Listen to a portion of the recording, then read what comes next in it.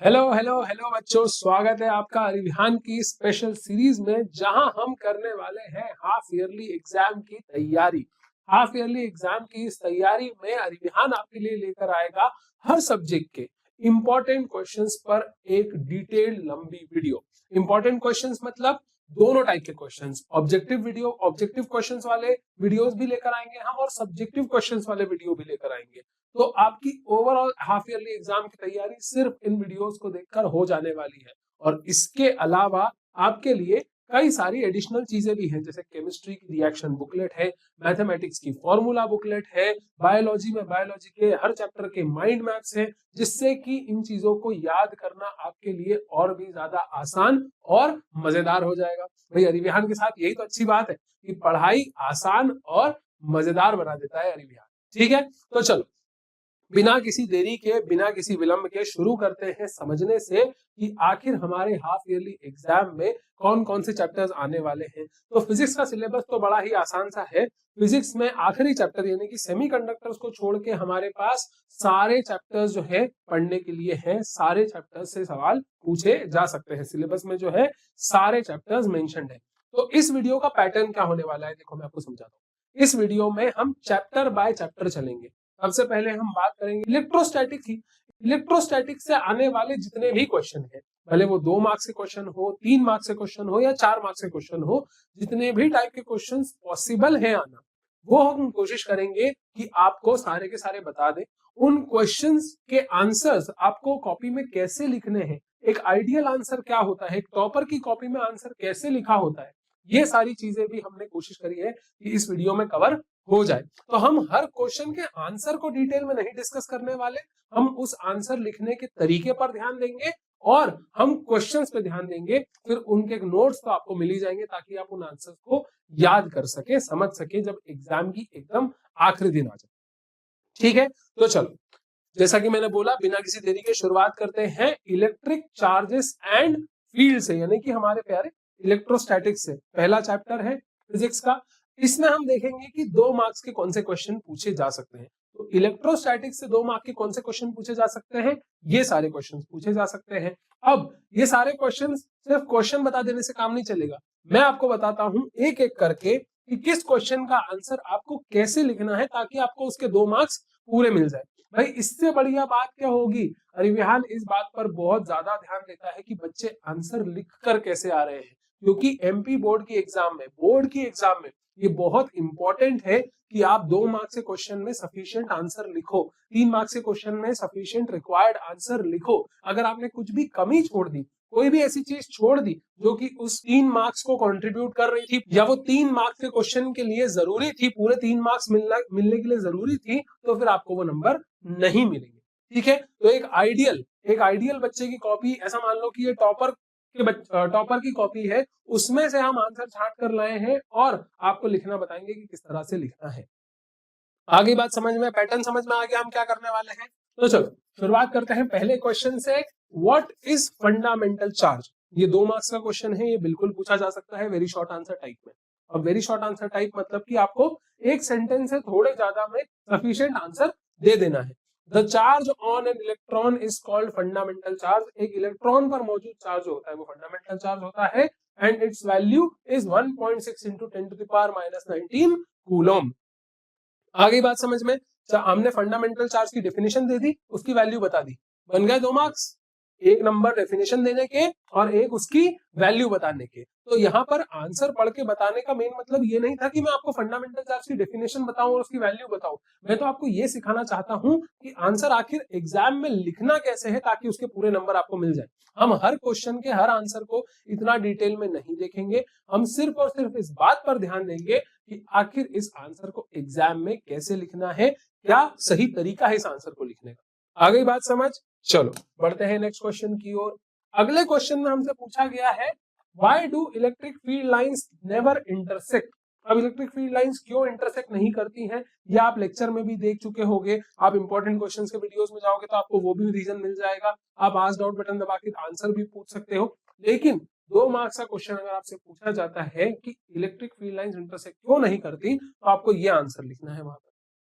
और ये आंसर लिख देने से आपका काम हो जाएगा। क्यों इंटरसेक्ट नहीं करती? क्योंकि अगर वो इंटरसेक्ट करेंगी तो एक ही पॉइंट पर इलेक्ट्रिक फील्ड की दो डायरेक्शन निकल के आ जाएगी, जो पॉइंट ऑफ इंटरसेक्शन होगा, और उस पॉइंट पर फिर इलेक्ट्रिक फील्ड की डायरेक्शन जो है वो डिफाइंड नहीं होगी कि भाई कौन सी वाली डायरेक्शन माने, क्योंकि उस पॉइंट पर दो टेंजेंट्स बन सकती हैं, है ना। इसलिए इलेक्ट्रिक फील्ड लाइन जो है वो इंटरसेक्ट नहीं करती। Next question, what do you understand by quantization of charge? Quantization of charge से आप क्या समझते हैं?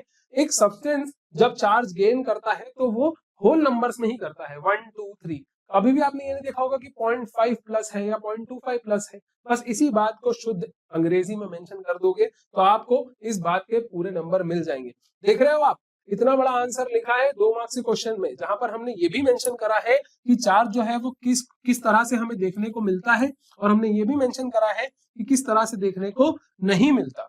ठीक है, इंटीग्रल मल्टीपल्स में देखने को मिलता है, आई बात समझ में, डेफिनेट मिनिमम वैल्यू के देखने को मिलता है। This is called quantization of charge. Definition को कंप्लीट भी करा है लिखने वाले ने। अगर आप इन सारी चीजों का इन सारी बातों का ध्यान दोगे तो आपके भी 2 नंबर पक्के हैं, चिंता वाली कोई बात नहीं है। आगे बढ़ते हैं नेक्स्ट क्वेश्चन की ओर। नेक्स्ट क्वेश्चन में हमसे पूछा गया है define unit charge. Unit charge क्या होता है, मतलब कि एक कूलम चार्ज क्या होता है। यूनिट चार्ज का क्या मतलब है कि एक कूलम चार्ज क्या होता है। तो एक कूलम चार्ज की डेफिनेशन आपने जब इलेक्ट्रोस्टैटिक्स पढ़ा था तब आपको बताई गई थी कि एक कूलम चार्ज की डेफिनेशन होती है is the charge when placed in air at a distance of 1 metre from an equal and like charge exerts a repulsive force of 9 into 10 to the power 9 Newton.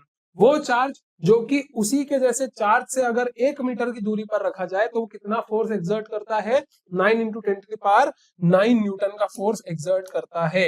ये value लिखना जरूरी है, ठीक है, ये लिखना जरूरी है कि वो इक्वल एंड लाइक चार्ज से अगर 1 मीटर की दूरी पर 1 मीटर की दूरी पर रखा रहता है।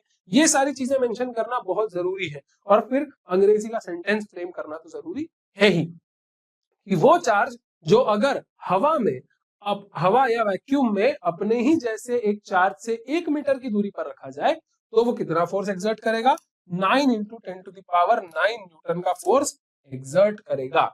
अब बात कर लेते हैं इलेक्ट्रोस्टैटिक से पूछे जाने वाले या फिर इलेक्ट्रिक चार्जेस एंड फील्ड से पूछे जाने वाले 4 मार्क्स के क्वेश्चन की।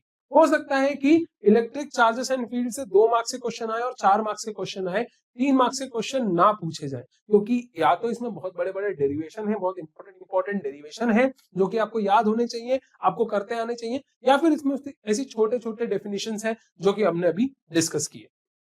ठीक है, चलिए एक एक करके इन डेरिवेशंस के क्वेश्चंस को भी देख लेते हैं। हमारे पास 2 स्लाइड्स हैं जिसमें हमारे पास 6 क्वेश्चंस मेंशन्ड है, पहला, दूसरा, तीसरा, चौथा, पांचवा और छठा। आई बात समझ में? चलो एक एक करके इन क्वेश्चंस को देखेंगे। क्या कह रहा है हमसे पहला question, what is electric dipole, derive an expression for electric field intensity due to an electric dipole at a point on axial position. एक इलेक्ट्रिक डायपोल क्या होता है और उसकी वजह से जो इलेक्ट्रिक फील्ड होती है किसी पॉइंट पर जो कि कहां लोकेटेड है, एक्सियल पोजीशन पर लोकेटेड है, इसी पॉइंट पर अगर हमें इलेक्ट्रिक फील्ड निकालनी है डायपोल की वजह से तो वो भी कैलकुलेट करो। तो सबसे पहले तो what is an electric dipole का आंसर हमने लिख दिया। हमने इलेक्ट्रिक डायपोल की डेफिनेशन लिख दी कि ये सिस्टम होता है 2 चार्जेस का और वगैरह वगैरह, जितनी हमें पता है उतनी पूरी डेफिनेशन हमें लिखनी है। इज कॉल्ड इलेक्ट्रिक डायपोल तक डेफिनेशन लिखना है, अधूरी नहीं छोड़ना है, ठीक है। Electric field due to an electric dipole in an end on axial position, end on बोलते हैं या फिर एक्सियल पोजीशन बोलते हैं उस पोजीशन को, ठीक है। एंड ऑन पोजीशन मतलब क्या, एक डायपोल है, अगर इस पॉइंट पर अगर आपको इलेक्ट्रिक फील्ड निकालनी है तो उसे क्या कहेंगे, एंड ऑन पोजीशन या एक्सियल पोजीशन कहेंगे। चले देख लेते हैं कि आखिर कैसे निकाली जाती है ये। देखो यहाँ पर आपको एक फिगर दिख रहा है जिसके अंदर हम क्लियरली देख सकते हैं कि किस पोजीशन पर हमें ये इलेक्ट्रिक फील्ड कैलकुलेट करनी है। इस पोजीशन पर हमें इलेक्ट्रिक फील्ड कैलकुलेट करनी है, इस पोजीशन पर, इस पोजीशन पर इलेक्ट्रिक फील्ड कैलकुलेट करनी है, इस क्यू चार्ज की वजह से, इस माइनस क्यू चार्ज की वजह से। यहाँ पर आपको एक बात ध्यान रखनी है कि आप इसके सेंटर से लेकर यहाँ तक का डिस्टेंस आर लोगे, इस डिस्टेंस को लोगे आर प्लस एल और इस डिस्टेंस को लोगे आर माइनस एल, जहां पर एल क्या है, एल जो है इस डायपोल की हाफ लेंथ है, ठीक है। इस डायपोल की लेंथ क्या है, 2l है। तो आपको जब डेरिवेशन आप शुरू करोगे तब आपको ये पता होना चाहिए कि हमें किस तरह से मार्किंग करनी है, क्योंकि आगे जाकर वो फॉर्मूला ऐसा रूप ले लेगा जहां पर आपको r प्लस एल और r माइनस एल से हेल्प मिलेगी। अब मानने को तो आप यहाँ से डिस्टेंस r मान सकते थे और यहाँ से r माइनस 2l मान सकते थे, लेकिन हमने ऐसा क्यों नहीं किया, क्योंकि उसके पीछे एक कारण है। ठीक है, चलो आगे देखते हैं कि डेरिवेशन आगे कैसे बढ़ता है। डेरिवेशन आगे बढ़ाने के लिए कुछ नहीं करना। Intensity of electric field at point P due to charge Q, एक चार्ज क्यू की वजह से इंटेंसिटी एट इलेक्ट्रिक फील्ड ले लो, इंटेंसिटी ऑफ इलेक्ट्रिक फील्ड ले लो और उसको लिख दो बढ़िया अच्छे से फॉर्मूला बनाकर, है ना। एक चार्ज की वजह से किसी दूरी पर इंटेंसिटी ऑफ इलेक्ट्रिक फील्ड क्या होती है हमें बखूबी पता है, r plus r minus L का स्क्वायर करा है, मतलब कि पॉजिटिव चार्ज की वजह से जो एंड ऑन पोजीशन है उस पर अभी निकाला है, और दूसरी इलेक्ट्रिक फील्ड होगी नेगेटिव चार्ज की वजह से जो कि है हमारा q माइनस q जो कि इधर है, और उसकी वजह से इलेक्ट्रिक फील्ड होगी वो ऑपोजिट डायरेक्शन में होगी। तो आपको ऐसे मेंशन कर देना है वहां पर कि ये जो है ऑपोजिट डायरेक्शन में है। Therefore, the resultant electric field intensity at point P is, यहाँ पर डिस्टेंस अलग है, यहाँ पर डिस्टेंस अलग है, तो कैंसल आउट तो होंगे नहीं, कुछ इक्वेशन बनेगी। फाइनल जो इक्वेशन बनेगी उसको इस तरह से सजा के डब्बे में ब्रैकेट में लिख देना, और फाइनली एलसीएम लेकर जो फाइनल आंसर हमारे पास आएगा वो कुछ इस तरह से आएगा। यहाँ पर कैलकुलेशन होगी, ये कैलकुलेशन की एक एक स्टेप बहुत इंपॉर्टेंट है। अगर आप एक भी स्टेप मिस कर जाते हो या फिर आप स्किप करके डायरेक्ट कोई दूसरी स्टेप लिख देते हो तो भी आपके नंबर कटने के चांसेस हैं। और अगर कोई फॉर्मूला यूज करके आप उसे नहीं लिखते कॉर्नर में ब्रैकेट बनाकर या डब्बा बनाकर तो भी आपके नंबर कटने के चांसेस हैं। 4 नंबर के क्वेश्चन में ये बहुत ज्यादा मैटर करता है कि आप स्टेप बाय स्टेप चले, सारी कैलकुलेशन सही करें, और जहां जहां कोई फॉर्मूला या फिर कोई आइडेंटिटी यूज हो रही है उसे ब्रैकेट में साइड में जरूर लिखें, जैसा कि इस बच्चे ने लिखा है। आ गई बात समझ। तो फाइनली जो हमारे पास फॉर्मूला बनेगा वो 2p/r³ इस फॉर्म में बनेगा, और ये जो है हमारा फाइनल आंसर है। आपकी मर्जी है, फाइनल आंसर को आप इस तरह से सजा के डब्बे में बंद भी कर सकते हो और इसे इस तरह से हाईलाइट भी कर सकते हो कि हाँ ये है हमारा फाइनल आंसर। ठीक है, मैं फॉर्मूला दोहराने पर, फॉर्मूला रटाने पर अभी ज्यादा एम्फेसाइज नहीं कर रहा हूँ, ज्यादा ध्यान नहीं दे रहा हूँ, क्योंकि मैं आपको ये सिखाना चाहता हूँ कि आंसर कैसे लिखा जाता है।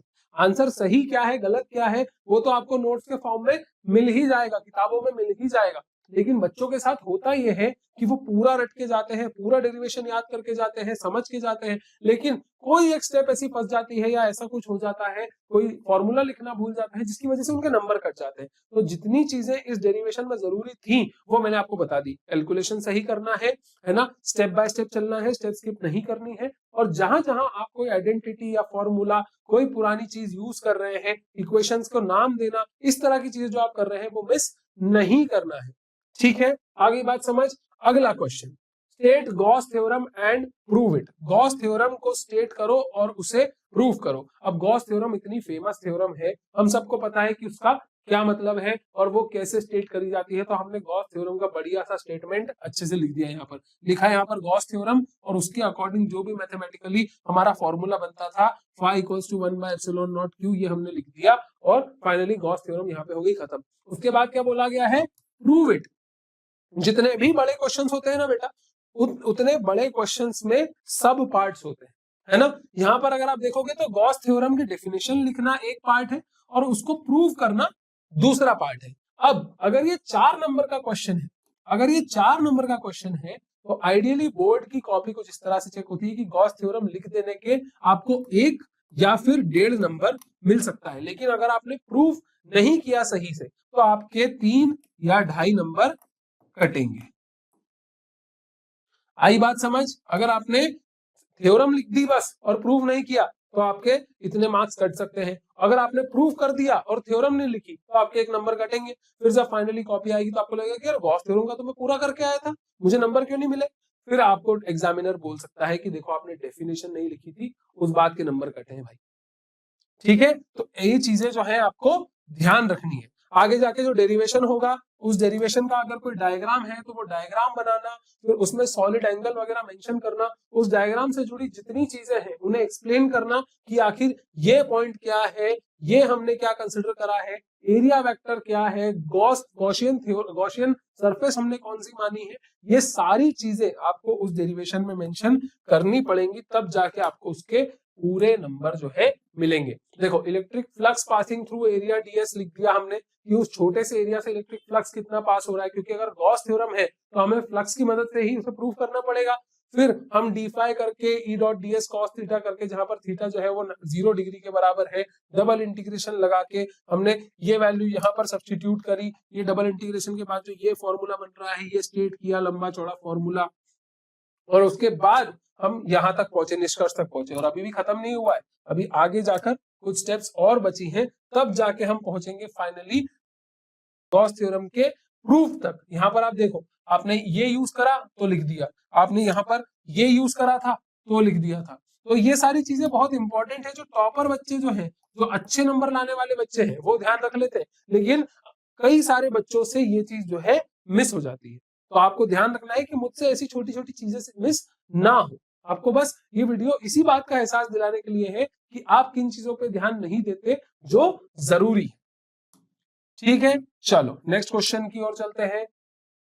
नेक्स्ट क्वेश्चन में हमसे पूछा गया है derive Coulomb's inverse square law from Gauss theorem. अब गॉस थ्योरम की मदद से कूलम्स इनवर्स स्क्वायर लॉ का डेरिवेशन करना तो इतना इंपॉर्टेंट क्वेश्चन है कि कई बार पूछा गया है। देखो 2023 में ही पूछा गया था, कई बार पूछा गया क्वेश्चन है ये।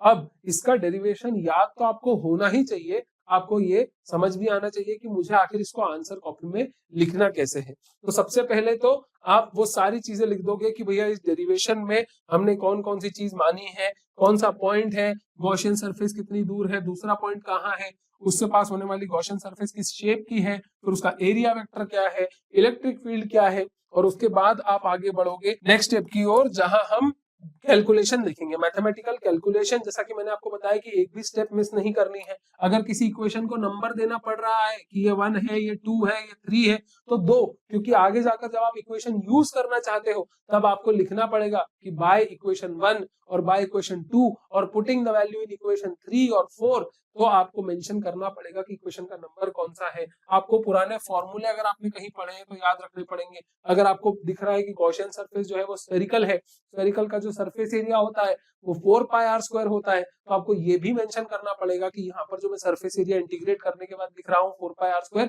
वो कैसे लिख रहा हूँ, वो एक स्फीयर का क्लोज सरफेस एरिया इसलिए लिख रहा हूँ। आई बात समझ में? तो now the force acting on charge placed at P बराबर ये, सब्स्टिट्यूटिंग 3 in 4, देखा हमने जो इक्वेशन को नंबर दिए वो इक्वेशन के नंबर काम आ गए, वरना क्या आप पूरी पूरी इक्वेशन लिखोगे कि substituting this value in this equation, क्या आप इस तरह से लिखोगे? नहीं, इक्वेशन के नाम देने से, नंबर देने से काम हो जाता है। ये नंबरिंग जो है ये फालतू में नहीं की जाती। आई बात समझ? तो F बराबर ये हो गया, this is Coulomb's inverse square law. और आखिरी में अपना पॉइंट प्रूव करने के बाद ये भी लिखना बहुत जरूरी है कि हम आखिर बोलना क्या चाहते थे। हमने coulomb inverse square law prove कर दी गॉस थ्योरम की मदद से, तो ये आखिरी का स्टेटमेंट भी बहुत इंपॉर्टेंट होता है, इसको लिखना भी मत भूलिएगा। या फिर ये लिख दीजिए कि hence proved coulomb inverse square law with the help of Gauss theorem. आ गई बात समझ में? चलो next question. 2 point charges QA 2 microcoulomb and QB -2 microcoulomb are located at 40 centimetre. हमारे सामने एक छोटा सा प्यारा सा न्यूमेरिकल आ गया है ना। दो चार्जेस की बात हो रही है, 2 माइक्रोकूलम -2 माइक्रोकूलम, ये कितनी दूरी पर रखे हुए हैं? 40 सेंटीमीटर दूरी रखे हुए हैं। कहाँ रखे गए हैं? वैक्यूम में। Find the intensity of field at the mid point. Intensity of electric field at the mid point, यहाँ पर फील्ड लिखा हुआ है लेकिन ये इलेक्ट्रिक फील्ड की ही बात हो रही है कि अगर दो चार्ज सिस्टम है तो उसके मिड पॉइंट पर आपको इलेक्ट्रिक फील्ड इंटेंसिटी निकालनी है। और यहाँ पर आप देख सकते हैं कि कैलकुलेशन तो दिया हुआ है, लेकिन यहाँ पर जो जो चीजें गिवन है क्वेश्चन में हमने वो भी लिखी हैं। अगर एक अच्छे बच्चे की कॉपी है, कमीजदार बच्चे की कॉपी है, तो वो गिवन इंफॉर्मेशन को भी न्यूमेरिकल के सॉल्यूशन में लिखता है कि हमारे पास आखिर है क्या क्या, हमें दिया क्या क्या गया है, और उसके बाद वो सॉल्व करना चालू करता है कि हमें पता क्या लगाना है। ठीक है, तो गिवन चीजें लिख लो, QA की वैल्यू दी हुई है लिख लो, QB की वैल्यू दी हुई है लिख लो, हमको दोनों के बीच का डिस्टेंस दिया हुआ है यार वो लिख लो 40 सेंटीमीटर, और let M be the mid point of AB। देखो यहाँ पर एक डायग्राम की कमी है। आइडियली इस क्वेश्चन के आंसर में डायग्राम भी होना चाहिए। यहाँ पर आपको प्लस QA चार्ज लेना है, यहाँ पर आपको QB चार्ज लेना है, इनके बीच की दूरी तो आपको बताना है 40 सेंटीमीटर के बराबर, ठीक है। और इनका जो मिड पॉइंट है उसको नाम देना है m, ये दूरी को आपको बोलना है कि ये 20 सेंटीमीटर है। अब जाके आप इसका जो सॉल्यूशन है वो आगे बढ़ा सकते हैं। अगर आप डायग्राम नहीं बनाओगे तो हो सकता है कि आपके नंबर कट जाए। अगर आप गिवन इन्फॉर्मेशन नहीं लिखोगे, सीधे कैलकुलेशन करना चालू कर दोगे कि हाँ के Q1 Q2 bye are square से मैं निकाल देता हूँ, ऐसा नहीं होता भाई। के Q1 Q2 bye are square उनको पता है, अगर उनको पूछना होता तो वो फिल इन द ब्लैंक्स में एक नंबर का क्वेश्चन पूछ लेते। वो चाहते हैं कि आप स्टेप बाय स्टेप सॉल्यूशन करो, इसीलिए उन्होंने 4 नंबर का क्वेश्चन दिया है जो कि फॉर्मूला बेस्ड है, लेकिन आपसे डिटेल्ड आंसर एक्सपेक्टेड है। आई बात समझ में? तो नेक्स्ट स्टेप की ओर चलते हैं। गिवन लिख लिया, डायग्राम बना लिया। Intensity of electric field at m due to 2 microcoulomb charge, मतलब कि जो QA है हमारा, उसकी वजह से इंटेंसिटी ऑफ इलेक्ट्रिक फील्ड क्या होगी वो लिख ली।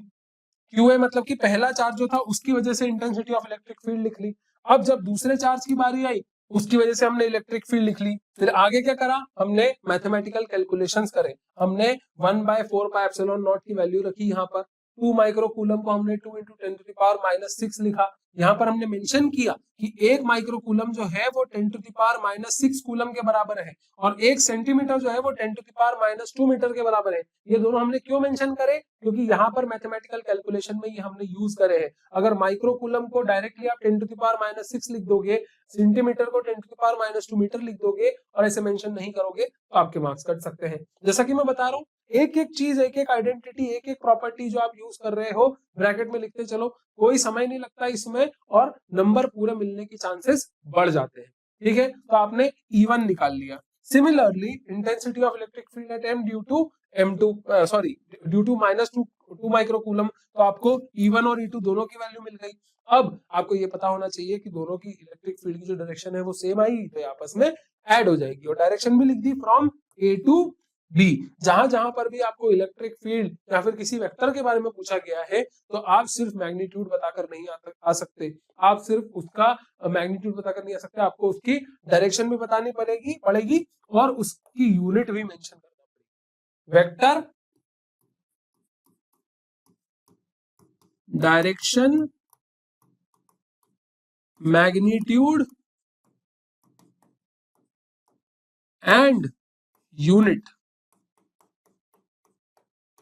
This is very very important. अगर आप यूनिट मेंशन नहीं करोगे, यहाँ पे सिर्फ 9 × 10⁵ लिखकर आ जाओगे ऐसे लेके बी तक, कोई आपको नंबर नहीं देने वाला, ये पूरी मेहनत बर्बाद है, आंसर गलत माना जाएगा।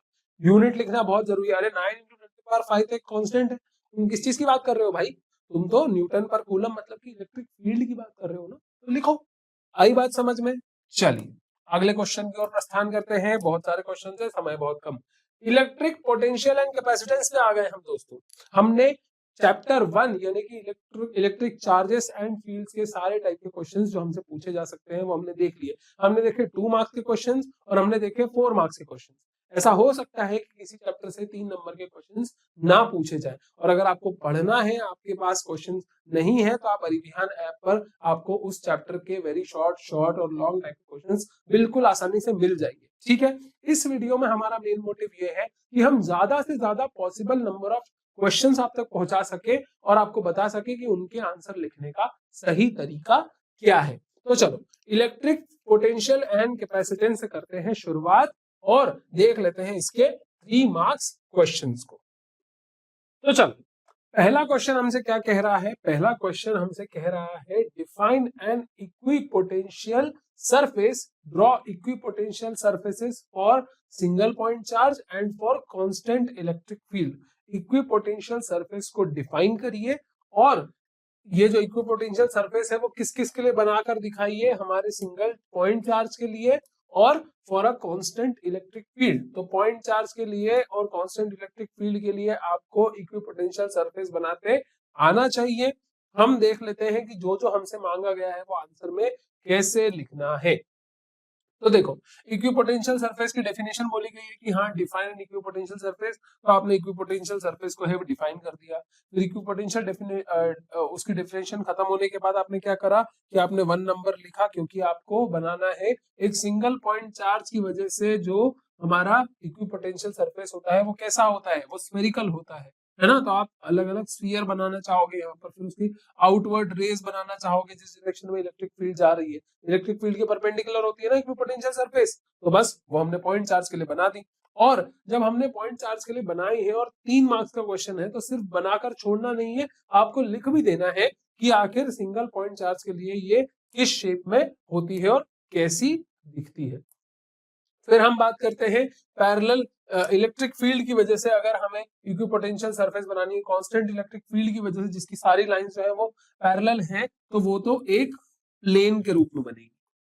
Equipotential surface for a uniform electric field is in the form of a plane, ठीक है, plane surface which is perpendicular to the z direction. z direction से परपेंडिकुलर क्यों बोल रहे हैं, मतलब कि जो हमारी इलेक्ट्रिक फील्ड है वो अगर z डायरेक्शन में है, मतलब कि बाहर आ रही है अंदर जा रही है, तो उसके परपेंडिकुलर फील्ड में होगा और अगर परपेंडिकुलर डायरेक्शन में होगा। और अगर इलेक्ट्रिक फील्ड जो है वो इस तरह से है, तो ये जो हमारी इक्विपोटेंशियल सरफेस है वो इस प्लेन के परपेंडिकुलर होगी। आगे बात समझ में। तो यहाँ पर plane surface perpendicular to the z direction लिखने की बजाय आप ये भी लिख सकते हो कि perpendicular to the direction of electric field.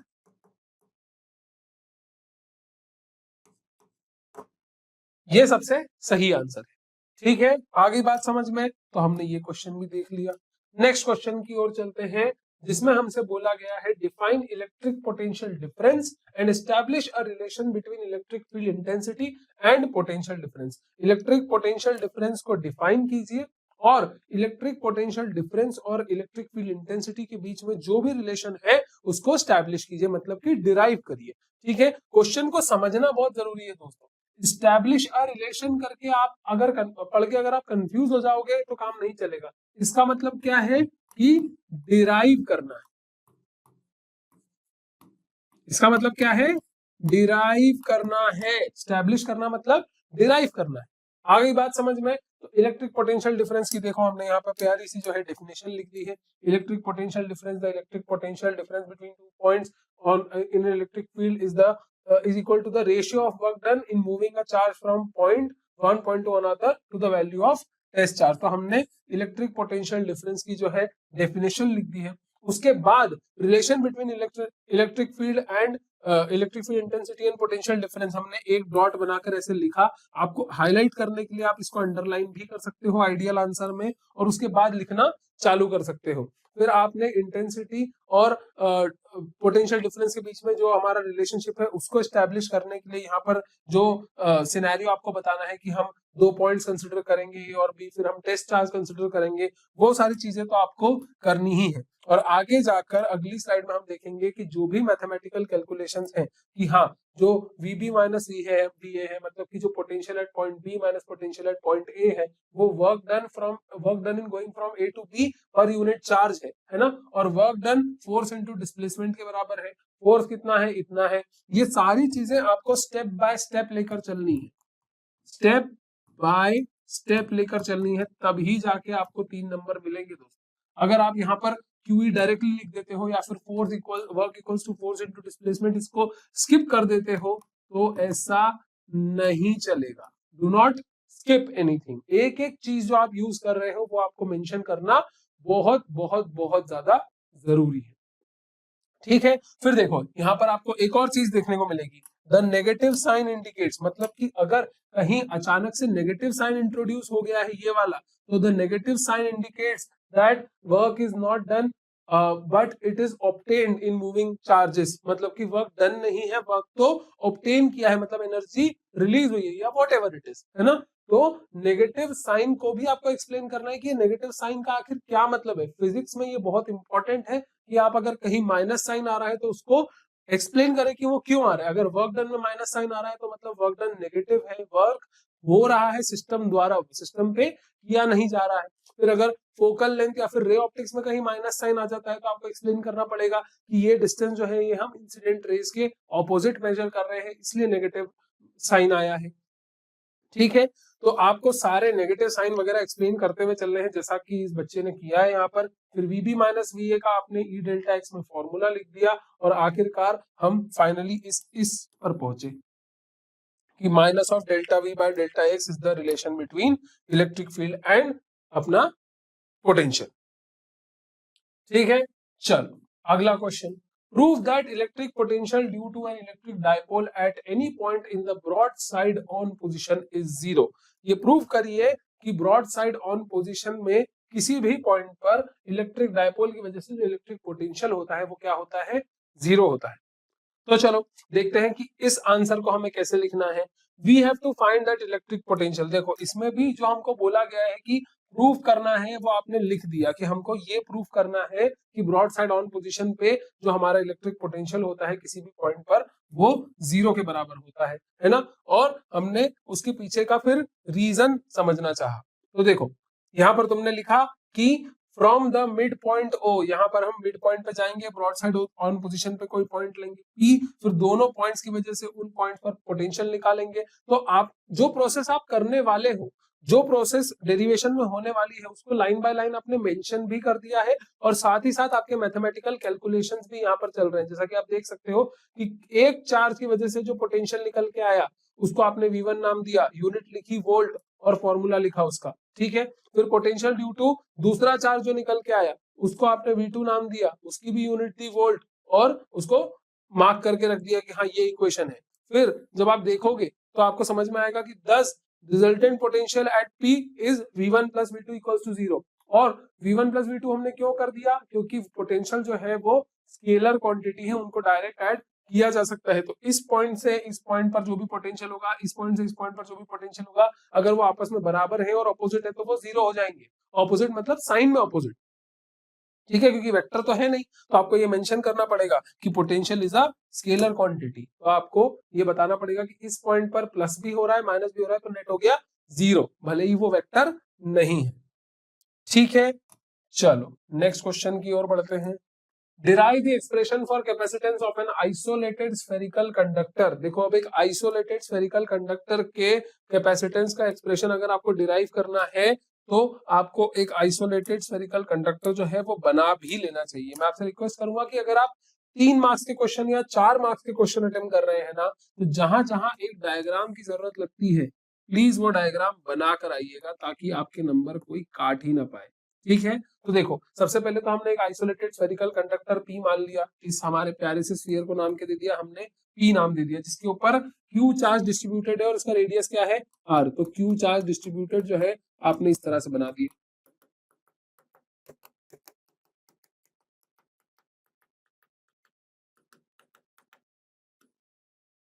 ठीक है, तो जो Q चार्ज डिस्ट्रीब्यूटेड है, P नाम का हमारा कंडक्टर है, R उसकी रेडियस है, उसके बारे में हमने बता दिया। फिर the electric field lines of force from the sphere and they appear to be coming the electric field lines of force from each positive charge are normal to the surface. मतलब कि इस पॉजिटिव चार्ज की वजह से सारी जो electric field lines होंगी वो कुछ इस तरह से जाती हुई दिख रही होंगी। और फाइनली जब इनको हम एक्सटेंड करते हैं तो they appear to be coming from the centre of the sphere. ठीक है, अब इलेक्ट्रिक फील्ड लाइंस अगर एक सेंटर से अपीयर हो रही है, मतलब कि अगर एक स्फेरिकल चार्ज डिस्ट्रीब्यूशन है Q का, तो हम इसको पॉइंट चार्ज Q से भी अज्यूम कर सकते हैं कि पॉइंट चार्ज Q जैसा ही बिहेव कर रहा होगा। ये यही बात लिखी है यहाँ पर। और पॉइंट चार्ज Q की वजह से R डिस्टेंस पर पोटेंशियल क्या होगा, उसका फॉर्मूला तो यहाँ लिखा है भाई साहब, V इक्वल्स टू 1/4πε0 Q/R। ठीक है, तो आपने पॉइंट चार्ज की वजह से R डिस्टेंस पर पोटेंशियल का फॉर्मूला लिख दिया। नेक्स्ट हम देखेंगे कि कैपेसिटी कैसे निकालेंगे। तो कैपेसिटी के लिए आपको चार्ज अपॉन पोटेंशियल करना पड़ेगा। तो चार्ज क्या है Q, पोटेंशियल क्या निकाला 1/4πε0 Q/R। तो टोटल पोटेंशियल क्या निकल के आ गया 4πε0R। मतलब कि एक स्फेरिकल चार्ज डिस्ट्रीब्यूशन का, एक स्फेरिकल आइसोलेटेड स्फीयर का जिसपे चार्ज Q है, उसका पोटेंशियल चार्ज पर डिपेंड ही नहीं करता। उसका पोटेंशियल डायरेक्टली क्या निकल के आता है 4πε0R। मतलब कि उसके रेडियस के डायरेक्टली प्रोपोर्शनल होता है। उसका रेडियस जितना बड़ा होगा उसकी कैपेसिटेंस उतनी ज्यादा होगी। सॉरी अगर मैंने पोटेंशियल बोल दिया हो तो, लेकिन जितना उसका बड़ा रेडियस होगा उतनी ज्यादा उसकी कैपेसिटेंस होगी। This is the required expression. और आप ये भी लिख सकते हो कि it does not depend on the charge given to the spherical conductor. आई बात समझ में? चलो next question. Electrostatic potential and capacitance के 4 मार्क्स के क्वेश्चन आ गए हैं हमारे सामने। अभी अभी जो हमने देखे वो थे 3 मार्क के क्वेश्चंस। अब हम देखेंगे 4 मार्क्स के क्वेश्चन। 3 मार्क के क्वेश्चन में जैसा कि आप देख सकते हो कि थोड़ी डिटेल कम है, ज्यादा लेंथी क्वेश्चंस आपको नहीं दिए गए हैं, लेकिन अगर आपने 3 नंबर के हिसाब से सफिशिएंट डिटेल नहीं लिखी तो शायद आपके नंबर कट भी सकते हैं। जैसा कि मैं आपको बार बार याद दिला रहा हूं कि आपको डायग्राम जहां जरूरी है वहां बनाना है, जहां आपको फॉर्मूला यूज करना है उसको हाईलाइट करना है, कोई भी स्टेप स्किप नहीं करनी है। जो जो चीज आप डेरिवेशन में करने वाले हो उसको मेंशन करते चलना है सेंटेंसेस के फॉर्म में कि हम आगे ये करेंगे और इसलिए ये इक्वेशन लिखी जा रही है। ठीक है, चलो पहला क्वेश्चन देखते हैं। Derive an expression for electric potential and eight a point due two point charge. किसी पॉइंट चार्ज की वजह से इलेक्ट्रिक पोटेंशियल का जो फॉर्मूला है उसे डिराइव करिए। तो expression for a potential for the potential at a point charge due to, देखो जो तुमको डिराइव करना है वो तुमने लिख दिया। फिर कंसिडर अ पॉइंट चार्ज, मतलब कि जो जिसके भी वजह से हमें इलेक्ट्रिक पोटेंशियल डिराइव करना है उसको क्या कंसिडर करने हैं, उसका क्या नाम देना है, वो सारी चीजें आप लिखोगे। फिर उसकी वजह से किसी पॉइंट ए पर उसकी इलेक्ट्रिक फील्ड में क्या पोटेंशियल होगा आपको वो पता लगाना है। अब पोटेंशियल तो किसी पॉइंट पर, किसी पॉइंट का उसकी रेंज में एक दूसरे पॉइंट पर ही निकाला जा सकता है ना। अब ऐसा उन्होंने बोला है कि the distance from infinity to point A has been divided into small parts of equal length, मतलब कि इंफिनिटी से इस पॉइंट का पोटेंशियल इस पॉइंट पर कैसे निकाला जाएगा। इस पॉइंट, ये हमारा पॉइंट चार्ज है क्यू, इसका पोटेंशियल इस पॉइंट पर कैसे निकाला जाएगा, ये ऐसे निकाला जाएगा कि इंफिनिटी से इस पॉइंट तक आने वाले जितने भी जो रास्ते हैं, इंफिनिटी से इस पॉइंट पर आने वाला जो रास्ता है उस रास्ते को मल्टीपल सेक्शंस में डिवाइड करा गया। A1, A1, A2, A2, A3 और इस तरह से कई सारे सेक्शंस में उस रास्ते को डिवाइड करा गया। और हर रास्ते उस रास्ते के हर पोर्शन में जो वर्क होगा हम उन सबको ऐड करते चले जाएंगे, तब जाके हमें मिलेगा पोटेंशियल एट दिस पॉइंट। तो हमको उस डायरेक्शन में बढ़ना है, इसलिए हमने उस रास्ते को डिफाइन करा यहाँ पर कि हमने उसको कैसे डिवाइड करा है। ठीक है, चलो नेक्स्ट स्लाइड में देखते हैं कि क्या है आगे का सोल्यूशन। WA1A मतलब कि A1A तक लाने वाला जो वर्क है वो क्या है, work equals to average force into distance. तो F R1 minus R directly हमने लिख दिया। On substituting value of F, आपने F की वैल्यू सब्स्टिट्यूट करी अगर यहाँ पर तो ये मिलेगा। अब ये मैं वही बोल रहा हूँ आपको कि आपको जहां जहां भी सब्स्टिट्यूशन करना है वो मेंशन करना बहुत जरूरी है। ये कहानी तो आपको कहीं भी लिखी हुई मिल जाएगी, आपको ये सॉल्यूशंस कहीं भी लिखे हुए मिल जाएंगे, लेकिन हम आपको ये बताना चाहते हैं कि हाफ ईयरली एग्जाम में अच्छे नंबर लाने के लिए या बोर्ड एग्जाम में बढ़िया नंबर लाने के लिए आपको आंसर की कितनी ज्यादा डिटेलिंग करनी है। On substituting the value of ये, आपको ये फॉर्मूला मिल जाएगा। फिर सिमिलरली आपको दूसरे पाथ के लिए ये फॉर्मूला मिल जाएगा और ऐसे करते करते n नंबर ऑफ पाथ्स के लिए आपको ये फॉर्मूले मिल जाएंगे। और आखिरी में जब आप देखेंगे सबको जोड़ेंगे तो फाइनल आंसर आपको ये एक्सप्रेशन के फॉर्म में मिल जाएगा, work upon Q naught equals to 1 upon 4 pi epsilon naught Q by R. तो देखो हमने एक पॉइंट चार्ज की वजह से कैसे उसके रास्ते को डिवाइड किया, कैसे उन छोटे छोटे सेक्शंस में किए गए वर्क डन को ऐड किया, कैसे उसके टर्म्स जो है आपस में कैंसिल हुए। अगर आप ये स्टेप स्किप करके डायरेक्टली ये लिख देते हो तो भी एग्जामिनर को पता चल जाएगा कि आपको ये स्टेप की डिटेल नहीं पता थी, इसलिए आपने स्किप कर दी और आप आगे बढ़ गए। तो ऐसा मत करिएगा, एग्जामिनर को सब समझ में आता है। और सिंस हम पोटेंशियल डिफरेंस की बात कर रहे हैं तो आंसर में वोल्ट लिखना अति आवश्यक है। यही बात समझ में। चलो अगले क्वेश्चन की ओर बढ़ते हैं। Define capacitance and derive an expression for capacitance of a parallel plate capacitor. Capacitance को डिफाइन करिए और पैरेलल प्लेट कैपेसिटर का जो कैपेसिटेंस है उसको डिराइव करिए। तो चलो कैपेसिटर की डेफिनेशन तो आप सबको पता है, कैपेसिटर की डेफिनेशन तो आपको इस तरह से मेंशन करनी ही है। और फिर आगे जाकर जब आप डेरिवेशन शुरू करोगे तो आप अज्यूम करोगे कि आपको कौन कौन से दो पॉइंट्स चाहिए या कौन कौन से दो प्लेट्स चाहिए और फिर उनका एरिया क्या होना चाहिए। फिर क्योंकि ये सारी चीजें, उनका एरिया, उनके बीच की डिस्टेंस, ये सारी चीजें आपको डेरिवेशन में काम आने वाली है। आप कोई भी वेरिएबल जब इंट्रोड्यूस करो, देखो अगर आप कोई भी वेरिएबल इंट्रोड्यूस करोगे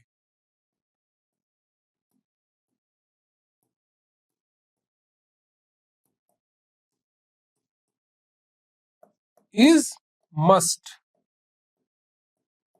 जब भी आप कोई नया वेरिएबल यूज कर रहे हो, जैसे आपने एक्स और वाई दो अलग अलग प्लेट्स मान ली, फिर दोनों का एरिया ए मान लिया, दोनों के बीच की दूरी को एल मान लिया या डी मान लिया, तो जहां जहां पर भी आप नए वेरिएबल यूज कर रहे हो उनको आपको पहले इंट्रोड्यूस करना पड़ेगा। कुल मिला के डेरिवेशंस को ऐसा बनाना जो कि पढ़ने के लिए आसान हो, समझने के लिए आसान हो और एग्जामिनर उसमें गलती ना निकाल पाए। आपको इस लेवल पे डिटेल का ध्यान रखना है।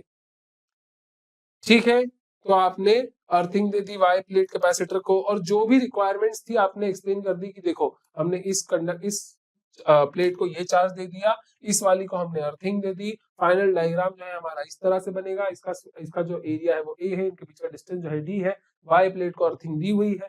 तो ये डायग्राम बनाकर आओ ताकि कोई भी कंफ्यूजन ना रहे। फिर आपका जो डेरिवेशन है वो ऐसे प्रोसीड करेगा कि हम पैरेलल प्लेट ए की मतलब इसकी वजह से जो इलेक्ट्रिक फील्ड है वो देखेंगे, जो चार्ज डिस्ट्रीब्यूशन है सिग्मा उसकी वजह से जो जो कोई भी एक्सप्रेशन है, जैसे ये Ex equal to sigma upon 2k epsilon naught कहां से आया है, intensity of electric field at a point near a flat sheet. तो आपको ये फॉर्मूला याद होना चाहिए और अगर आपको याद है तो अच्छी बात है, लेकिन इसको यहाँ लिखना बहुत जरूरी है। ठीक है, फ्लैट शीट की वजह से इलेक्ट्रिक फील्ड का फॉर्मूला क्या होता है, सिग्मा क्या होता है, ये सारी चीजें आपको मेंशन करनी पड़ेगी। ठीक है, फिर ई वाई की वजह से sigma upon 2k epsilon not फिर से आया। आगे बढ़ेंगे, EX and EY are directed in the same direction. EX और EY जो है वो सेम डायरेक्शन में होते हैं, तो वो दोनों क्या होंगे, ऐड हो जाएंगे। ये सारी चीजें आपको ऐसे एक के बाद एक मेंशन करनी है। और कैपेसिटेंस निकालना हमारा, इलेक्ट्रिक फील्ड निकालना हमारा मोटिव नहीं था, हमारा मोटिव है पोटेंशियल निकालना। कभी भी किसी भी डेरिवेशन को करते करते बीच में अधूरा मत छोड़िएगा। ऐसा जरूरी नहीं है कि आपसे वो डेरिवेशन हमेशा पूरा बन ही जाएगा, लेकिन ऐसा होता है कि बच्चे बीच में भूल जाते हैं कि यार पूछा इलेक्ट्रिक पोटेंशियल था लेकिन हम इलेक्ट्रिक फील्ड डिराइव करके आ गए, पोटेंशियल तो हमने आगे बढ़ाया ही नहीं। तो डेरिवेशन को कंप्लीट करना बहुत जरूरी है और दुख तो आपको तब होगा जब आपको आते हुए आप आधा छोड़ाओ। ठीक है, आपको ये बाद में रियलाइज होगा कि अरे यार मुझे शायद इलेक्ट्रिक पोटेंशियल तक डिराइव करना था, लेकिन मैं तो इलेक्ट्रिक फील्ड तक ही डिराइव करके आ गया, मैंने पोटेंशियल वाली चीज तो आगे बढ़ाई ही नहीं। इलेक्ट्रिक फील्ड को डी से मल्टीप्लाई करना था बस, कोई खास फॉर्मूला तो था नहीं। ठीक है, तो आपको इन सारी चीजों का ध्यान रखना है। फाइनल फॉर्मूला जो लिखोगे उसके आगे देखो ऐसे लिख देते हैं, this is the required expression, मतलब कि जो हमको डिराइव करने को बोला गया था वो ये था। इसको डब्बे में बंद करो, सजा धजा के आओ, उससे कोई प्रॉब्लम नहीं होगी। ब्लैक ब्लैक पेन ले जाओ, उसको डब्बा बना के आओ, उससे कोई प्रॉब्लम नहीं होगी, लेकिन ये लिखना भी बहुत जरूरी। ठीक है, चलो बढ़ते हैं नेक्स्ट क्वेश्चन की ओर। Establish the formula for capacitance of parallel plate capacitor in presence of partially dielectric medium। Partially dielectric medium की प्रेजेंस में पैरेलल प्लेट कैपेसिटर का कैपेसिटेंस क्या होता है उसका फॉर्मूला हमें डिराइव करना है। मैंने पहले भी बताया था, स्टैब्लिश का मतलब क्या होता है, डिराइव करना होता है। ठीक है, तो देखो यहाँ पर इन्होंने capacity of a parallel plate ये हमको उन्होंने वो स्टेटमेंट लिख कर दे दिया कि भैया क्या डिराइव करना है वो। ठीक है, वो स्टेटमेंट लिखा हमने। फिर हम देख रहे हैं कि इन द गिवन डायग्राम, तो यहाँ पर एक डायग्राम बनना बहुत जरूरी है। तो पैरेलल प्लेट कैपेसिटर अगर है, पैरेलल प्लेट कैपेसिटर अगर है तो उसको बना लो। उसके बीच में अगर डिस्टेंस होगा डी तो वो हम यहाँ पर इंट्रोड्यूस करेंगे। अगर कोई डाइलेक्ट्रिक मटेरियल हमने इंसर्ट किया है, मीडियम बनाया है बीच में, तो डाइलेक्ट्रिक मटेरियल जिसका जो डाइलेक्ट्रिक कांस्टेंट है वो के है, इस डाइलेक्ट्रिक मटेरियल की थिकनेस टी है, यहाँ पर इसका प्लेट का सरफेस एरिया जो है वो ए है। ये सारी चीजें आपको मेंशन करनी पड़ेंगी और वही सब यहाँ पर करा हुआ है ना। ए सरफेस है उसका, उस पर क्यू चार्ज दे रखा है, तो सिग्मा मतलब कि हमारी चार्ज डेंसिटी क्या हो जाएगी, क्यू बाय ए हो जाएगी। आई बात समझ में। आगे बढ़ते हैं, देखते हैं कि आगे इस क्वेश्चन को कैसे सॉल्व किया गया है। Where A is the surface area of the plate, जी हाँ हमें पता है। और फिर उसके बाद हम इलेक्ट्रिक फील्ड निकालने पाएंगे कि electric field intensity in the area field with air between the plates, मतलब जब डाइलेक्ट्रिक नहीं था वो वाला सिनेरियो आपको यहाँ पर बताना पड़ेगा। फिर electric field intensity within the dielectric medium आपको बताना पड़ेगा। और उसके बाद by definition of potential difference, the potential difference between the plates V equals to work done in moving, मतलब कि जो चीज आपको निकालने को बोली गई है उस पर स्टेप बाय स्टेप आना है। पहले आपने वो डायग्राम को समझाया, उसके बाद आपने उस पैरेलल प्लेट कैपेसिटर के अंदर जो इलेक्ट्रिक फील्ड होगी उस चार्ज डिस्ट्रीब्यूशन की वजह से उसको आइडेंटिफाई किया या उसका फॉर्मूला लिखा। फिर आपने डाइलेक्ट्रिक के लिए जो फॉर्मूला होता है वो लिखा। फिर आप पोटेंशियल पे आए, क्यों, क्योंकि आपको इवेंचुअली कैपेसिटेंस जो है वो कैलकुलेट करना है। ठीक है, ये सारे फॉर्मूले, ये सारे प्रोसीजर आपको फॉलो करने पड़ेगी। और जैसा कि आपको पता ही है, अगर मैं कुछ यूज कर रहा हूँ, अगर मैं कोई इंपॉर्टेंट फॉर्मूला यूज कर रहा हूं तो मैं उसे साइड में ब्रैकेट में जरूर लिखूंगा। या लिखूंगी। ठीक है, आई बात समझ में, ये बहुत इंपॉर्टेंट है। और फाइनली जब हमारा आंसर आ जाता है कि कैपेसिटर क्या है, तो उसको बढ़िया सुंदर तरीके से ऐसे डब्बे में बंद करो और उसके बाद लिखो this is the required expression. इससे क्या होता है कि आपके आंसर पे ध्यान जाता है, देखकर अच्छा लगता है कि हाँ, कॉन्फिडेंटली बच्चे ने अपना आंसर सही से लिखा है और अपना आंसर कंप्लीट करा है। ठीक है, चलो नेक्स्ट क्वेश्चन की ओर बढ़ते हैं। नेक्स्ट क्वेश्चन में हमारे पास है 3 capacitors of capacitance 3 picofarad, 4 picofarad and 5 picofarad are connected in parallel to 120 volt battery. मतलब कि एक न्यूमेरिकल क्वेश्चन आ गया है हमारे सामने। मैंने आपको पिछले चैप्टर के न्यूमेरिकल को सॉल्व करते वक्त भी बताया था कि न्यूमेरिकल्स को सॉल्व करने में एक एक स्टेप बहुत जरूरी होती है। जो जो फॉर्मूलाज आप यूज करेंगे वो बताना बहुत जरूरी होता है, इक्वेशंस की नंबरिंग बहुत जरूरी होती है, और फाइनल आंसर में जब भी आप आंसर निकालेंगे तो आंसर की यूनिट और आंसर का मैग्नीट्यूड बहुत इंपॉर्टेंट होता है। आंसर का मैग्नीट्यूड तो इंपॉर्टेंट है क्योंकि सही आना चाहिए, और यूनिट बहुत इंपॉर्टेंट है। आपसे नेट कैपेसिटेंस पूछा है ना, तो आपको उसको पिको फेराड या माइक्रो फेराड जो भी आंसर आ रहा होगा उसमें यूनिट मेंशन करनी पड़ेगी। देखो यहाँ पर हमने सबसे पहले तो गिवन लिख दिया, गिवन चीज जो है वो तो लिखनी ही है। इससे क्या होता है कि आपको अपने क्वेश्चन अपने सॉल्यूशन का एक बढ़िया स्टार्ट मिल जाता है। फिर we need to find out equivalent capacitance जो है वो for a series combination, sorry parallel combination क्या होता है, C1 plus C2 plus C3 होगा। यहाँ पर C1 क्या है, ये है, C2 क्या है, ये है, C3 क्या है, ये है, तो हमारा टोटल क्या हो गया, ये हो गया। ठीक है, चार्ज ऑन कैपेसिटर अगर हमको निकालना है, total capacitance and charge on each capacitor, ये भी एक इंपॉर्टेंट बात है। याद है कि क्वेश्चन को अधूरा पढ़ के अधूरा सॉल्व करके नहीं आना है। मतलब अगर आप सोच लेंगे कि हाँ 3 कैपेसिटर है और उनका हमें सिर्फ नेट कैपेसिटेंस निकालना है, तो ये गड़बड़ हो जाएगी। अगर आप पूरा क्वेश्चन नहीं पढ़ेंगे और आप इंपॉर्टेंट चीजें मिस कर देंगे तो हो सकता है कि आप अधूरा सॉल्व करके आए और आपको 4 में से 2 ही नंबर मिले, क्योंकि ये पार्ट भी तो इंपॉर्टेंट है। भाई 120 वोल्ट की बैटरी से अटैच है, ये दे ही क्यों रखा है आपको, ताकि आप इंडिविजुअल कैपेसिटर पे जो चार्जेस है वो कैलकुलेट कर पाओ। आ रही है बात समझ में, तो बहुत जरूरी है ये भी। देखो अगले पेज की ओर चलते हैं। जब हमने 3 पिकोफेराड पे कैलकुलेट कर लिया, फिर 4 पिकोफेराड पे कैलकुलेट कर लिया, 5 पिकोफेराड पे कैलकुलेट कर लिया, और ये सारे आंसर जो हम लिख रहे हैं यहाँ पर, ये सारे आंसर जो हम लिख रहे हैं ये यूनिट्स के साथ लिख रहे हैं। क्यों? क्योंकि हमें बोला गया है कि भैया ईच कैपेसिटर पे निकालो, तो फिर पूरा निकालो। अब पिको कूलम चार्ज है, छोटा चार्ज है, तो इसका मतलब ये तो नहीं है कि हम यूनिट नहीं लिखेंगे, आपको लिखनी पड़ेगी यूनिट। ठीक है, तो ये था कैपेसिटेंस पे क्वेश्चन। अगला चैप्टर जो है हमारा वो है करंट इलेक्ट्रिसिटी। करंट इलेक्ट्रिसिटी है भौतिकी यानी कि फिजिक्स का 3rd चैप्टर, और हम इसके 2 मार्क क्वेश्चन से करने वाले हैं शुरुआत। तो चलो पहला क्वेश्चन क्या है, right any 2 limitations of Ohm's law. Ohms law की 2 लिमिटेशन लिखिए। तो देखो 2 लिमिटेशन जो है ओम्स लॉ की, Ohm's law is true only for metallic wire, और Ohm's law holds only at constant temperature. मतलब कि मेटालिक कंडक्टर्स मेटालिक वायर के लिए होल्ड करता है और कांस्टेंट टेम्परेचर पे ही वैलिड होता है। तो ये सारी बातें, जैसे कि लिमिटेशन लिखना है, क्लियरली बोला गया है कि 2 लिमिटेशन लिखना है, तो आपको पॉइंट्स बना के लिखने हैं, पॉइंट नंबर 1, पॉइंट नंबर 2। ऐसा मत लिख देना कि Ohm's law is valid only for metal and not valid in varying temperature।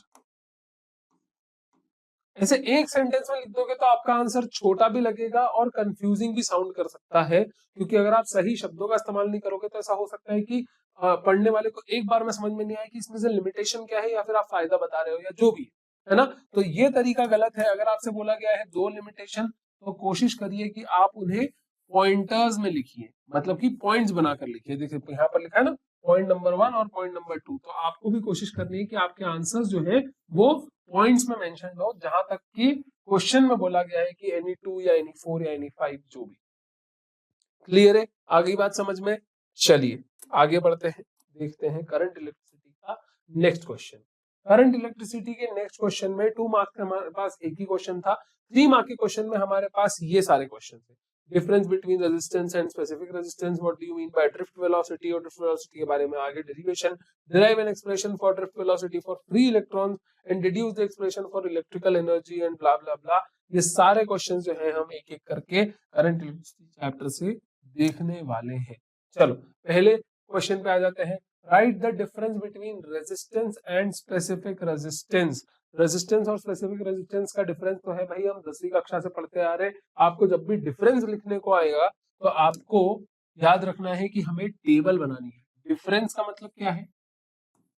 Table बनानी।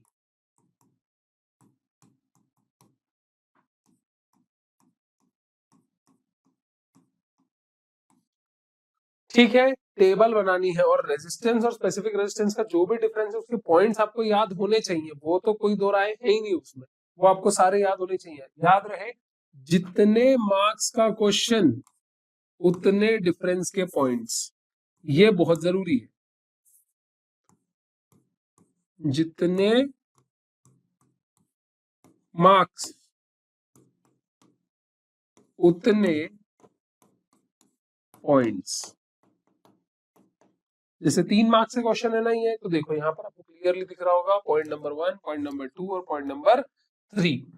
जितने मार्क्स का क्वेश्चन है उतने पॉइंट्स तो लिखने ही है, और उससे ज्यादा भी लिख सकते हो, ये कम से कम है।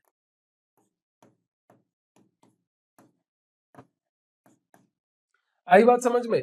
तो हर टाइप का क्वेश्चन, डिफरेंस हो चाहे डेरिवेशन हो, जितना अपना बेस्ट दे सकते हो देना। देखो कितने सुंदर तरीके से टेबल बनाई गई है, सीरियल नंबर लिखा गया है, ब्लैक पेन से लाइन खींची गई है, स्केल से लाइन खींची गई है।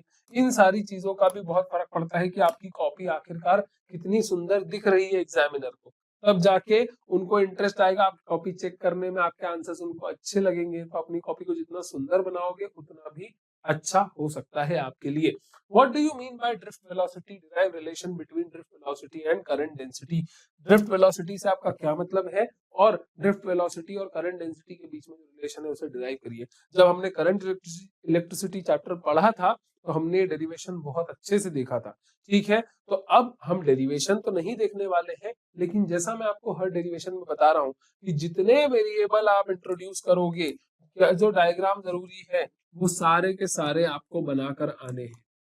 वेरिएबल्स, डायग्राम्स, इक्वेशंस,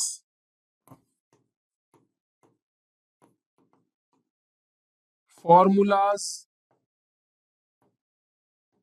अगर हम शॉर्ट में देखें तो हर आंसर को लिखने का आइडियल तरीका यह है कि अगर उसमें कोई वेरिएबल है तो उसे इंट्रोड्यूस करो, अगर किसी डायग्राम की जरूरत है तो वो डायग्राम बनाओ, अगर कोई इक्वेशंस की नंबरिंग करना जरूरी है तो वो इक्वेशंस की नंबरिंग करो, अगर कोई फॉर्मूला यूज कर रहे हैं तो वो फॉर्मूले लिखो, और आखिरी में अपने आंसर को कंक्लूड जरूर करो।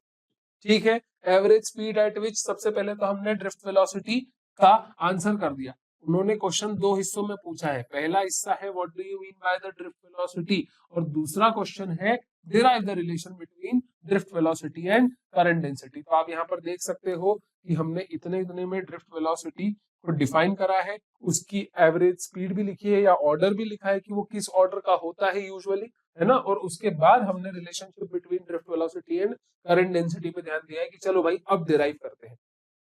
ठीक है, क्लियर है, आई बात समझ में?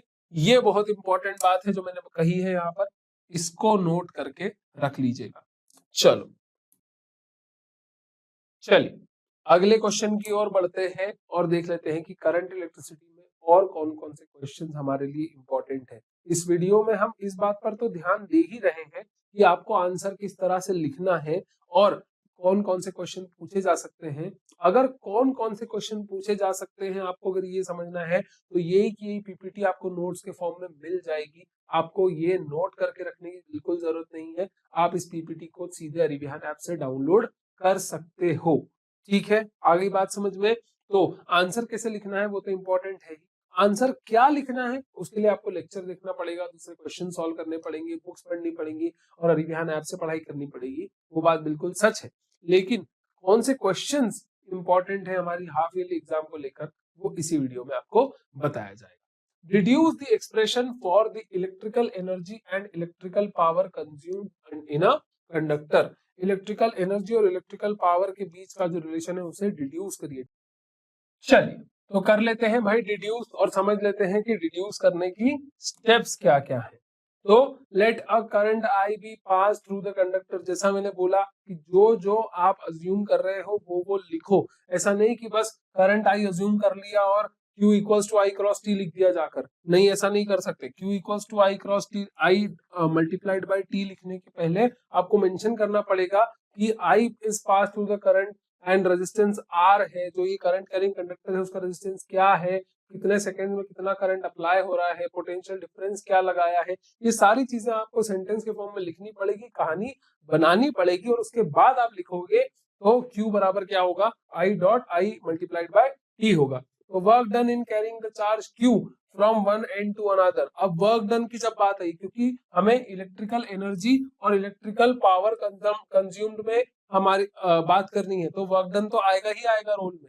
फिर आपने जब वर्क डन की बात करी तो Q चार्ज को ले जाने के लिए फ्रॉम वन इनटू अनदर कितना वर्क करना पड़ा जब पोटेंशियल V है, तो W बराबर Q इंटू वी जूल। यहाँ पर देखो जूल इन्होंने मेंशन करा है, तो ये पागल तो है नहीं, इन्होंने जूल मेंशन करा है। भैया यूनिट लिखने के मार्क्स मिलते हैं, जहां जहां पर आप फिजिकल क्वांटिटीज लिखोगे वहां वहां आपको यूनिट्स लिखनी पड़ेंगी, ठीक है। Hence the work done in flowing the current I through the conductor wire from t second that is consumed electrical energy, और उसके आगे का जो है वो अगली स्लाइड में लिखा है W बराबर I into V into T joule. Again आपको बार बार जूल मेंशन करना पड़ेगा, ठीक है। अब जब आई स्क्वायर आर टी की बात आई तो देखो इन्होंने V equals to I R यहाँ पर रिप्लेस करा। ओम्स लॉ जैसा बेसिक लॉ जो हम क्लास 10 से पढ़ते आ रहे हैं वो यूज करा है। सबको पता है क्लास 12 में कि ओम्स लॉ क्या होता है, फिर भी मेंशन करना जरूरी है। और कितने सुंदर तरीके से आपने मेंशन कर दिया कि यहाँ पर हमने जो भी करा है वो इस चीज को ध्यान में रखते हुए करा है, तो आपके लिए ये समझना आसान हो गया, ठीक है। एक बड़ी इंपॉर्टेंट टिप है जो मेरे टीचर ने भी मुझे दी थी जब मैं बोर्ड एग्जाम की तैयारी कर रहा था या फिर देने जा रहा था, कि बोर्ड एग्जाम का आंसर लिखते वक्त आप कोई भी चीज जब लिखो तो इस बात का ध्यान रखो कि सामने वाले को आपको अपने लिखित चीजों से ही समझाना है कि आप क्या बोलना चाह रहे हैं, है ना। अगर आप आई वी टी को आई स्क्वायर आर टी लिख दोगे और ये मान लोगे कि v equals to I R तो उन्हें पता ही होगा, तो ये आपकी गलती है, ठीक है। कुछ भी अज्यूम नहीं करना है कि ये उन्हें पता ही होगा, आप बता दो अपने एंड से। अगर आपने कोई भी फॉर्मूला कोई भी वेरिएबल कहीं से भी यूज करा है तो आप अपने एंड से बता दो, अज्यूम मत करो कि उन्हें पता होगा, वहां दिक्कत हो सकती है। फिर W बराबर V square T by R joule, आई बात समझ में। और electrical power the rate at which, देखो इलेक्ट्रिकल पावर को डिफाइन भी करा है और उसके बाद फाइनल रिलेशन निकाला है। भाई कितना कितना बढ़िया आंसर है, इसके तो पूरे नंबर मिलेंगे ही मिलेंगे, इससे ज्यादा बढ़िया आंसर नहीं लिख सकते आप, ठीक है। तो अगर आप ऐसे आंसर लिखोगे तो आपको पूरे नंबर मिलेंगे, अदरवाइज कुछ ना कुछ अगर छूटेगा तो वहां नंबर कट सकते हैं। चलिए अगले क्वेश्चन की ओर प्रस्थान करते हैं। फाइनल फॉर्मूला तो हमारे सामने आ ही गया था। करंट इलेक्ट्रिसिटी के 4 मार्क्स के क्वेश्चन, क्वेश्चन नंबर 1 2 3 4, हमारे पास कितने क्वेश्चन है, 4 क्वेश्चन है करंट इलेक्ट्रिसिटी के, जो कि 4 मार्क्स में पूछे जा सकते हैं। अब किसी भी चैप्टर से 4 मार्क्स के क्वेश्चन पूछे जा सकते हैं, हमने यहाँ पर वो क्वेश्चन इंक्लूड करे हैं जिनके पूछे जाने की संभावना बहुत ज्यादा है, ठीक है। Establish the relation among electromotive force, terminal voltage and internal resistance of a cell। भैया इन तीनों में रिलेशन स्टैब्लिश करने वाला जो हमारा डेरिवेशन है हमें वो करना पड़ेगा। किरचॉफ्स के लॉज और करंट डिस्ट्रीब्यूशन को जो है एक्सप्लेन करना पड़ेगा। व्हीटस्टोन ब्रिज का कंसेप्ट एक्सप्लेन करना पड़ेगा और derive an expression for the resistivity of conductor in terms of number, density of free electrons and relaxation time. ये चारों क्वेश्चन जो है हम एक एक करके करंट इलेक्ट्रिसिटी चैप्टर से देखेंगे और देखेंगे कि इनके आंसर लिखने में आखिर किन चीजों का ध्यान रखा जाना चाहिए। तो ये रहा हमारा पहला question. Establish the relation among electromotive force, terminal voltage and internal resistance of a cell। एक सर्किट के इलेक्ट्रोमोटिव फोर्स, टर्मिनल वोल्टेज और internal resistance of a cell के बीच में जो रिलेशन है उसको डिराइव करिए या स्टैब्लिश करिए। तो सबसे पहले तो आप सर्किट बना लीजिए, जो जो एलिमेंट जरूरी है, एक ईएमएफ ई वाला सेल जरूरी है, उसका इंटरनल रेजिस्टेंस आर मेंशन करना जरूरी है, करंट जो सर्किट में से बह रहा है आई, वो मेंशन करना जरूरी है, रेजिस्टेंस सही से बनाना और उसकी वैल्यू लिखना जरूरी है ना। तो आपने ये सारी चीजें यहाँ भी लिख दी। फिर रेजिस्टेंस के अक्रॉस जो पोटेंशियल ड्रॉप है उसको V मान लिया हमने आगे जाकर, तो V भी लिख दीजिए, ठीक है। रेजिस्टेंस के अक्रॉस जो पोटेंशियल डिफरेंस है वो V है। Therefore the current drawn from the cell is, current drawn from the cell, तो ओम्स लॉ के according V equals to IR के हिसाब से current drawn from the cell V by R के बराबर होता है ना। लेकिन वहां यहाँ पर V जो है वो क्या है, E है ना, सेल का जो EMF है वो है, और R क्या है, इंटरनल रेजिस्टेंस और टोटल रेजिस्टेंस। तो यहाँ पर गलती हो सकती है, इस इक्वेशन को इक्वेशन नंबर 1 नाम दिया गया है। यहाँ पर लिखा गया है कि current equals to EMF upon equivalent resistance, तो हम इंटरनल रेजिस्टेंस को इग्नोर नहीं कर सकते, ठीक है। नेक्स्ट पेज की ओर बढ़ते हैं, देखते हैं क्या लिखा है स्टूडेंट ने। नेक्स्ट पेज पे potential difference across the ends of the voltmeter, आपको करंट और पोटेंशियल टर्मिनल वोल्टेज में ही तो डिफरेंस रिलेशनशिप निकालना है, तो आपको कहीं ना कहीं पोटेंशियल की बात करनी पड़ेगी। तो potential difference across the ends of the voltmeter मतलब कि रेजिस्टेंस के अक्रॉस पोटेंशियल ड्रॉप कितना है, V इक्वल्स टू IR। उसके बाद by equation 1 E equals to IR plus R, हमने जो पिछली इक्वेशन लिखी उससे हम ये भी डिराइव कर सकते हैं, और इन दोनों को मिलाकर हमको समझ में आता है कि by equation 2 and 3 equals to V plus IR, और R की वैल्यू क्या है, ये है R equals to E minus V by I। आ गई बात समझ में। तो इस तरह के क्वेश्चंस में स्टेप बाय स्टेप चलना बहुत बहुत इंपॉर्टेंट है। अब आप देखोगे कि ये डेरिवेशन कोई मुश्किल नहीं था, बहुत ही आसान सर्किट डायग्राम था, बहुत ही आसान उसके मतलब स्टेप्स भी थे कि हमको बस ओम्स लॉ लगाना है। एक बार ओम्स लॉ लगाया, दूसरी बार ओम्स लॉ लगाया, इंटरनल रेजिस्टेंस को कंसिडर किया और हमने फिर रिलेशनशिप निकाल लिया। तो कोई बहुत ज्यादा टफ नहीं है, आपको बस याद रखना है कि कौन सी चीज कहाँ आनी चाहिए, और अगर मैं कुछ एक्स्ट्रा यूज कर रहा हूं तो मैं उसको ब्रैकेट में लिख दूं। Explain Kirchhoff's law of distribution of current along with diagram. Kirchhoff's law of distribution of current along with diagram, there are two laws. तो सबसे पहले तो किरचॉफ के कितने लॉज हैं, टू लॉज हैं। अगर कुछ ऐसा आंसर आ जाता है जिसमें कि 3 लॉज हैं, 4 लॉज हैं, पोस्टुलेट्स हैं, पॉइंट्स में लिखना है, तो मैंने आपको पहले भी बताया कि आपको उसको पॉइंट्स में मेंशन करना जरूरी है। तो there are two laws propounded by the scientist Kirchhoff. First law, और फिर आपने फर्स्ट लॉ जो है वो पूरा लिख दिया, है ना। फिर आपने फर्स्ट लॉ का मैथमेटिकल एक्सप्रेशन भी लिख दिया। अगर फिजिक्स में कोई लॉ लिखने को आता है और उससे रिलेटेड कोई मैथमेटिकल एक्सप्रेशन, कोई इक्वेशन है, तो आपको मेंशन करना जरूरी है यहाँ पर, ठीक है। फर्स्ट लॉ हो गया खत्म, ठीक है। तो फर्स्ट लॉ तो हमने स्टेट कर दिया। अब उसके नीचे क्या कहानी लिखी हुई है, उसके नीचे कहानी लिखी गई है हमारे डायग्राम को एक्सप्लेन करते हुए, कि आपने किरचॉफ के फर्स्ट लॉ को एक्सप्लेन करने के लिए जो डायग्राम बनाया था, जिसमें I1 I2 आ रहे हैं, I3 आ रहा है, और I4 I5 जा रहा है, या जो भी है, जिसे भी आपने डायरेक्शंस डिसाइड करी हैं, वो आपको मेंशन करना पड़ेगा कि डायग्राम के थ्रू आप बोलना क्या चाहते हो, क्योंकि यहाँ पर क्लियरली दिया हुआ है कि विथ डायग्राम, ठीक है। तो देखो किसी एक पॉइंट पर कौन सा करंट आ रहा है, कौन सा जा रहा है, वो सारी हमने क्या बोलते हैं कहानी उस पैराग्राफ में मेंशन करी है, कि जैसा कि आप देख सकते हैं। अब अगला सेकंड लॉ भी आपको पॉइंट डाल के लिखना है। सेकंड लॉ भी आपने स्टेट कर दिया, जो भी स्टेटमेंट है सेकंड लॉ का आपको मेंशन करना है। उसके बाद उससे रिलेटेड मैथमेटिकल एक्सप्रेशन भी लिखना है, और आगे जाकर अगर डायग्राम की जरूरत पड़ती है तो आपको वो डायग्राम भी बनाना है। चलो नेक्स्ट क्वेश्चन की ओर बढ़ते हैं। व्हीटस्टोन ब्रिज का क्वेश्चन, जो कि काफी ज्यादा फेमस क्वेश्चन है और काफी बार पूछा भी गया है, ठीक है। Explain principle of Wheatstone bridge, derive the expression for balance condition of Wheatstone bridge. भैया व्हीटस्टोन ब्रिज का कंसेप्ट बताइए और उसके बैलेंसिंग की जो कंडीशन होती है वो बताइए। तो व्हीटस्टोन ब्रिज, सबसे पहले तो आपको सही डायग्राम बनाते आना चाहिए, गैल्वेनोमीटर सही लगाते आना चाहिए, बैटरी सही लगाते आना चाहिए, स्विच लगाना मत भूलिएगा। छोटी छोटी चीजें हैं जो बच्चे भूल जाते हैं, उनको लगता है स्विच का क्या ही काम पड़ेगा। अरे भाई सर्किट कंप्लीट करना है तो स्विच ऑन ऑफ करेंगे ना, कि बार बार तार जोड़ते और तोड़ते रहेंगे।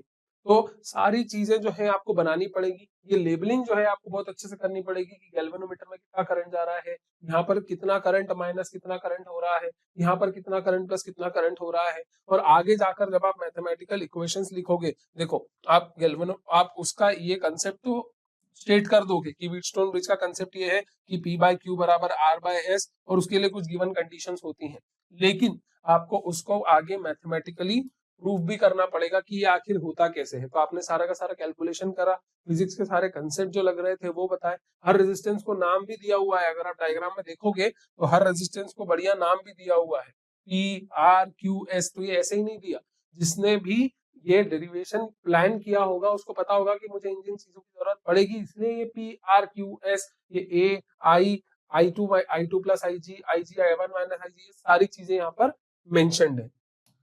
आई बात समझ में?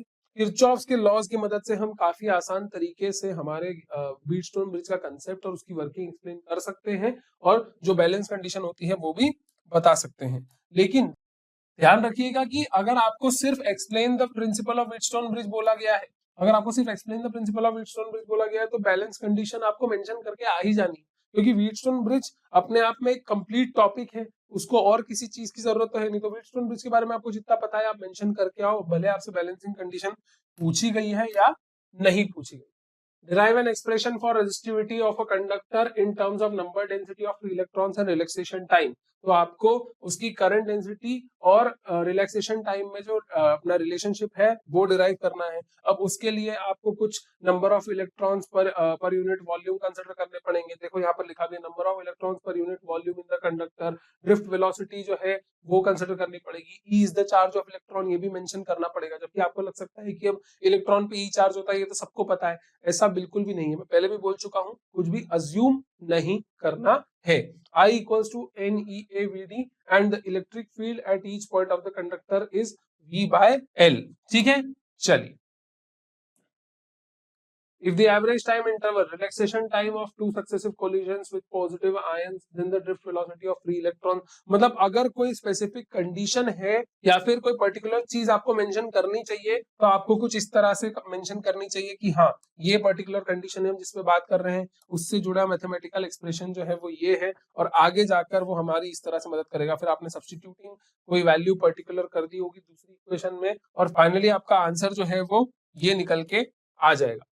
Derive an expression for resistivity of a conductor in terms of number density of free electrons and relaxation time। तो देखो यहाँ पर आपको अगर इसका फॉर्मूला याद है कि NEAVD के बराबर होता है, करंट इक्वल्स टू NEAVD के बराबर होता है, तो आपको एक एक चीज जो उस फॉर्मूला में यूज हो रही है वो एक्सप्लेन करनी पड़ेगी पहले, और उसके बाद आप उसको अपने डेरिवेशन में यूज कर सकते हो। जैसे कि N क्या है, number of free electrons per unit volume है, E क्या है तो इलेक्ट्रॉन पे चार्ज है, VD क्या है तो ड्रिफ्ट वेलोसिटी है, रिलैक्सेशन टाइम क्या है, I क्या है, ये सारी चीजें आपको मेंशन करनी पड़ेंगी। आगे जाकर जब आप कुछ कंसिडर करोगे कि मैं रिलैक्सेशन टाइम से रिलेटेड कोई अजम्पशन ले लेता हूं या फिर कोई चीज है जो मेंशन कर देता हूं, उससे रिलेटेड अगर कोई फॉर्मूला है तो आपको वो लिखना पड़ेगा। उसको सब्स्टिट्यूट करने के बाद किसी और इक्वेशन में हम कहीं पहुंचेंगे, कुछ कंक्लूजन निकलेगा। मैं डेरिवेशन इसलिए आपको अभी इतना डिटेल में एक्सप्लेन नहीं कर रहा हूं क्योंकि हमारे पास इसका टाइम नहीं है। आप डेरिवेशन याद कर सकते हैं, मेरा मेन मोटिव है आपको बताना कि ये क्वेश्चन एग्जाम में आ सकता है। ठीक है, चलो आगे डेरिवेशन में आप देखोगे कि हाँ ओम्स लॉ। अब जैसे इन्होंने यहाँ पर ब्रैकेट में मेंशन नहीं किया कि V equals to I R, तो इन्होंने यहाँ मेंशन कर दिया कि from Ohm's law V by I equals to R1 hence the resistance of the conductor is this. तो अगर ऐसा है कि आप सेंटेंस में मेंशन कर देते हो तो भी कुछ गलत बात नहीं है, साइड में मेंशन कर देते हो तो भी कुछ गलत बात नहीं है, बस मेंशन करना जरूरी है। And this is the required expression पे आप जो है अपना डेरिवेशन एंड करोगे कि हाँ भैया जो हमने आंसर निकाल दिया वो ही आपको डिजायर था, यही चाहिए था। ठीक है, चलिए बढ़ते हैं नेक्स्ट चैप्टर की ओर जो है moving charges and magnetism. Moving charges and magnetism के 3 मार्क के क्वेश्चन से करते हैं शुरुआत। पहला क्वेश्चन जो आपको दिख रहा है वो है एक न्यूमेरिकल टाइप का क्वेश्चन। जी हाँ, न्यूमेरिकल आपसे मूविंग चार्जेस एंड मैग्नेटिज्म से पूछे जा सकते हैं। आपको बायट-सवेट लॉ पे बेस्ड आसान न्यूमेरिकल्स आ सकते हैं, एम्पियर सर्किटल लॉ पे बेस्ड क्वेश्चंस आ सकते हैं। ठीक है, इंपॉर्टेंट क्वेश्चन का वीडियो देख लिया क्या? आधा ही था? अरे अरिविहान आपको हाफ ईयरली की आधी तैयारी थोड़ी कराएगा, हम कराएंगे आपको हाफ ईयरली की पूरी तैयारी, जो कि मिलेगी आपको अरिविहान एप्लीकेशन पर। वहां पर notes, time table, practice test तो मिलेगा ही, मैथ्स की फॉर्मूला शीट, केमिकल के रिएक्शन बुकलेट और बायोलॉजी के लिए माइंड मैपिंग टेक्निक का यूज करके हमने बनाया है हाफ ईयरली का बेस्ट कोर्स, जो आपको मिलेगा 100% फ्री। तो लिंक डिस्क्रिप्शन में है, अरिविहान एप्लीकेशन डाउनलोड कर लीजिए और हाफ ईयरली की तैयारी में लग जाइए।